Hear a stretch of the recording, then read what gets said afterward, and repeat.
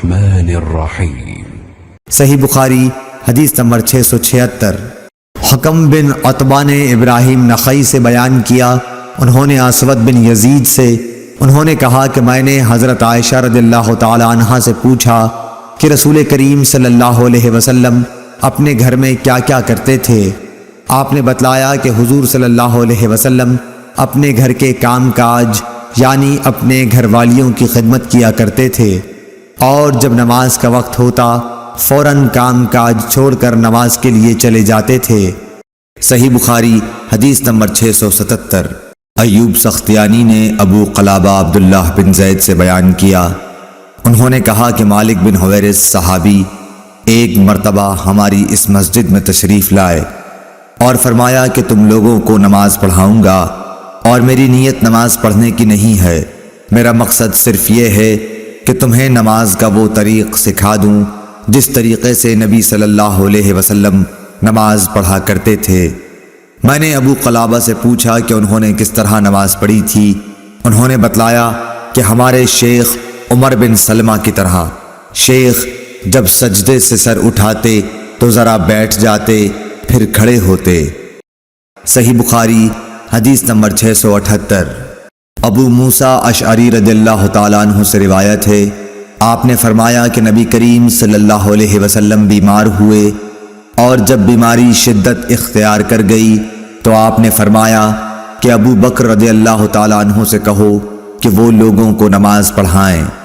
اس پر حضرت عائشہ رضی اللہ تعالیٰ عنہا بولیں کہ وہ نرم دل ہیں، جب آپ کی جگہ کھڑے ہوں گے تو ان کے لیے نماز پڑھانا مشکل ہوگا۔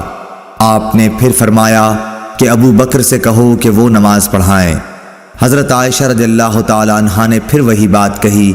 آپ نے پھر فرمایا کہ ابو بکر سے کہو کہ نماز پڑھائیں۔ تم لوگ سوا حب یوسف زلیخا کی طرح باتیں بناتی ہو۔ آخر ابو بکر صدیق رضی اللہ تعالیٰ عنہ کے پاس آدمی بلانے آیا اور آپ نے لوگوں کو نبی صلی اللہ علیہ وسلم کی زندگی میں ہی نماز پڑھائی۔ صحیح بخاری حدیث نمبر 679۔ حشام بن عروہ نے اپنے باپ عروہ بن زبیر سے خبر دی، انہوں نے حضرت عائشہ رضی اللہ تعالی عنہا سے، انہوں نے کہا کہ رسول اللہ نے اپنی بیماری میں فرمایا کہ ابو بکر سے نماز پڑھانے کے لیے کہو۔ حضرت عائشہ رضی اللہ تعالی عنہا بیان کرتی ہیں کہ میں نے عرض کیا کہ ابو بکر آپ کی جگہ کھڑے ہوں گے تو روتے روتے وہ قرآن مجید سنا نہ سکیں گے، اس لیے آپ عمر سے کہیے کہ وہ نماز پڑھائیں۔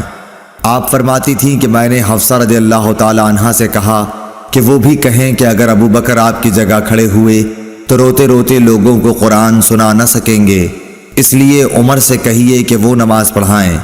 حفصہ رضی اللہ تعالی عنہا ام المومنین اور حضرت عمر رضی اللہ تعالی عنہ کی صاحبزادی نے بھی اسی طرح کہا، تو آپ نے فرمایا کہ خاموش رہو، تم صواحب یوسف کی طرح ہو، ابو بکر سے کہو کہ وہ لوگوں کو نماز پڑھائیں۔ پس حضرت حفصہ نے حضرت عائشہ رضی اللہ تعالی عنہا سے کہا، بھلا مجھ کو کہیں تم سے بھلائی پہنچ سکتی ہے؟ صحیح بخاری حدیث نمبر 680۔ انس بن مالک انصاری رضی اللہ تعالی عنہ نے خبر دی، آپ نبی کریم صلی اللہ علیہ وسلم کی پیروی کرنے والے آپ کے خادم اور صحابی تھے کہ حضور صلی اللہ علیہ وسلم کے مرض الموت میں ابو بکر صدیق رضی اللہ تعالی عنہ نماز پڑھاتے تھے۔ پیر کے دن جب لوگ نماز میں صف باندھے کھڑے ہوئے تھے تو حضور صلی اللہ علیہ وسلم حجرے کا پردہ ہٹائے کھڑے ہوئے ہماری طرف دیکھ رہے تھے۔ آپ کا چہرہ مبارک حسن و جمال اور صفائی میں گویا مصحف کا ورق تھا۔ آپ مسکرا کر ہنسنے لگے، ہمیں اتنی خوشی ہوئی کہ خطرہ ہو گیا کہ کہیں ہم سب آپ کو دیکھنے ہی میں نہ مشغول ہو جائیں اور نماز توڑ دیں۔ حضرت ابو بکر رضی اللہ تعالی عنہ الٹے پاؤں پیچھے ہٹ کر صف کے ساتھ آ ملنا چاہتے تھے۔ انہوں نے سمجھا کہ نبی صلی اللہ علیہ وسلم نماز کے لیے تشریف لا رہے ہیں، لیکن آپ نے ہمیں اشارہ کیا کہ نماز پوری کر لو، پھر آپ نے پردہ ڈال دیا۔ بس حضرت صلی اللہ علیہ وسلم کی وفات اسی دن ہو گئی۔ اِنَّ لِلَّهِ وَإِنَّ إِلَيْهِ رَاجِعُونَ۔